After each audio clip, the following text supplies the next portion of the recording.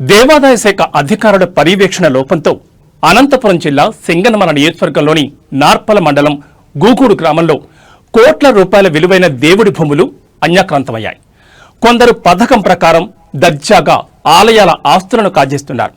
తరువాత తమ పేర్లతో యాజమాన్య హక్కులను పొందుతున్నారు. గూగూడు గ్రామ పరిధిలో ఈ పరిస్థితి నెలకొంది. భూములు పరాధీనమవుతుండటంతో దేవుళ్లకు దూపదీప నైవేద్యం కరువవుతోంది. ఆస్తులు పరులు పాలవుతున్నా అధికారులు పట్టించుకోవడం లేదన్న విమర్శలు వినిపిస్తున్నాయి.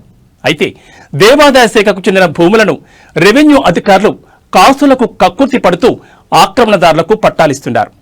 గూగూడు రెవెన్యూ పరిధిలో దాదాపు 38.12 ఎకరాలు రెవెన్యూ అధికారులు గూగూడుకు చెందిన కొందరికి ఆలయ భూమిని దారాదత్తం చేశారు. తర్వాత పట్టాదారు పాస్ పుస్తకాలను మంజూరు చేశారు. దీంతో కోట్ల రూపాయల విలువైన భూములు స్వార్థపరుల పరమయ్యాయి. కొందరి పేర్లతో పట్టాలు పాస్ పుస్తకాలు ఇచ్చిన రెవెన్యూ అధికారులు వాటిని రద్దు చేసి దేవతామూర్తుల పేరిట పాస్ పుస్తకాల మంజూరుకు ముందుకు రావడం లేదు. ఆక్రమణదారులకే మద్దతిచ్చేలా పరిస్థితి ఏర్పడింది. గూగూడు గ్రామ పరిధిలోని దేవుడి భూములకు సంబంధించి జరిగిన కబ్జా అక్రమ పట్టాలను రద్దు చేస్తూ ఆన్లైన్లో తొలగించాలని 2022లో అప్పటి దేవాదాయ శాఖ assistant commissioner Anantapur RDO Narpala మండల తహసీల్దార్లకు నివేదికలు కూడా అందించారు.